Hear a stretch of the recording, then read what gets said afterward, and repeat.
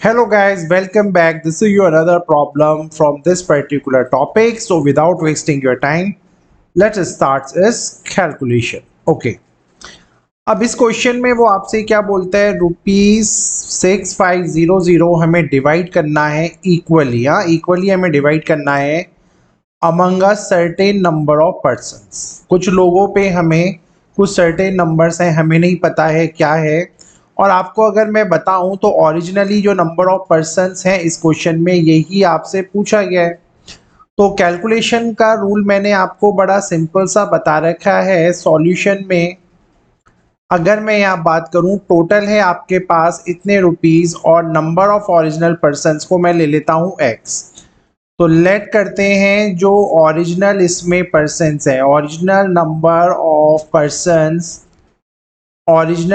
Of persons मैं यहाँ लिख देता हूँ और ये है आपके पास यहाँ पे एक्स नंबर। ठीक है, तो अगर मुझे 6500 यानी 6500 इक्वली इन लोगों को देने हैं तो ईच पर्सन, जो हर एक पर्सन है उसके पास कितना रुपीज आएगा।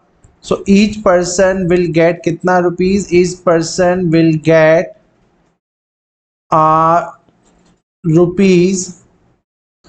अगर मैं रुपीस की बात करूं, हर पर्सन कितना रुपीस लेगा, तो हर पर्सन के पास 6500 अपॉन एक्स रुपीज यहाँ पे आएगा। ठीक है, तो ये तो हो गया आपका बिल्कुल पहला सिनेरियो जो भी हमने यहाँ पे देखा है। तो ये मुझे इक्वेशन फर्स्ट बनाने में मेरी हेल्प इसने किया। अब हम बढ़ते हैं आगे। अब वो बोलता है अगर आपके पास 15 पर्सन्स और ऐड हो जाते तो आपको 30 रुपये लेस मिलते। अब इसका क्या लॉजिक है आपको पता है।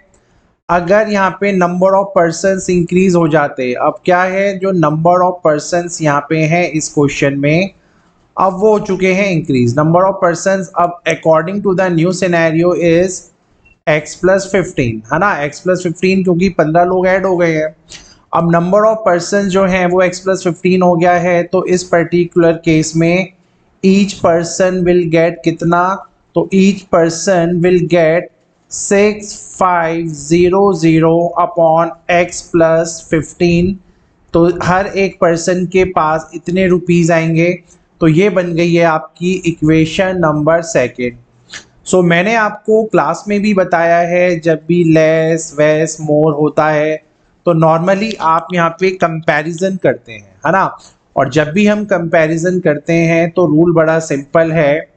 ये जो भी यहाँ पे लिखा है 6500 अपॉन एक्स को मैं किसके इक्वल लिखूंगा, 6500 अपॉन x+15। Got it. अब बात आती है यहाँ पे 30 रुपीज लेस की। तो 30 रुपीज लेस का भी रूल बड़ा सेम है। अगर यहाँ पे प्लस का साइन है तो आप यहाँ प्लस लगाइए और यहाँ पे 30 लिख दीजिए और with this way your this particular equation is ready. तो जैसे ही इक्वेशन आपकी यहाँ पे रेडी हो चुकी है, अब बस इसको सॉल्व करने का फॉर्मेलिटी ही मेरे पास रह जाता है।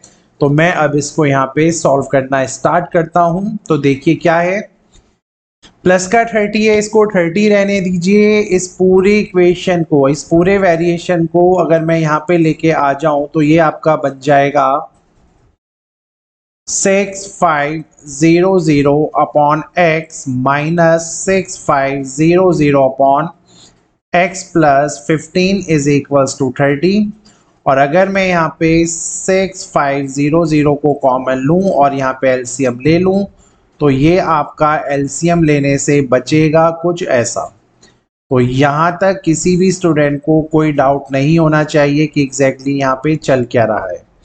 अब x से x कैंसिल हो जाएगा, ये क्रॉस मल्टीप्लाई में इधर चला जाएगा, ये डिवाइड होने यहाँ पे आ जाएगा। तो इसका जो मैं कैलकुलेशन फर्दर आपको देने जा रहा हूँ वो मैं यहाँ लिख देता हूँ। तो ये हो जाएगा 6500 इंटू 15, क्योंकि 15 यहाँ से बना है, इज इक्वल्स टू 30। ये यहाँ पे 30 है और ये जब क्रॉस मल्टीप्लाई यहाँ पे हो जाएगा तो हो जाएगा x इंटू x+5, 5 नहीं 15 सॉरी। ठीक है, तो यहाँ से अगर मैं देखूँ तो 15 इंटू 2 होता है और फर्दर अगर मैं इसको डिवाइड करूँ तो ये हो जाएगा आपका 3250। ठीक है, क्योंकि 6500 का हाफ होता है 3250। तो यहाँ से अगर मैं अब इसकी क्वाड्रेटिक इक्वेशन में इसको कन्वर्ट करूँ तो ये हो जाएगा एक्स स्क्वायर प्लस का 15x और ये हो जाएगा माइनस का 3250 इज इक्वल्स टू 0। ठीक है, तो यहाँ पे लकीली हमारे पास एक इक्वेशन आया है। अब इसी के फैक्टर्स मुझे यहाँ पे देने हैं, तो जब मुझे इसके फैक्टर्स देने होंगे तो फैक्टर करना आपको आना चाहिए। फैक्टर करना मैं आपको सिखा देता हूँ फिर से, इट्स वेरी इजी। हालांकि ये इतना टफ नहीं है बट कोई टेंशन नहीं है, आराम से इसके फैक्टर करो। इसको 5 से डिवाइड करो। जब आप इसको 5 से डिवाइड करोगे तो ये 30 तक पूरा जाता है, तो ये 6 होगा, यहाँ 25 बचेगा, तो यहाँ पे 50 बचेगा। तो ये हुआ आपका पहला फैक्टर। आपने फिर से 5 से डिवाइड किया तो ये आपका बनता 130। ठीक है, आप इसको फिर से 5 से डिवाइड करना चाहते हैं तो कर सकते हैं। फिर से 5 से डिवाइड करेंगे आप तो ये बनेगा 26 और 26 के जो फैक्टर्स होते हैं वो होते हैं 13 इंटू 2।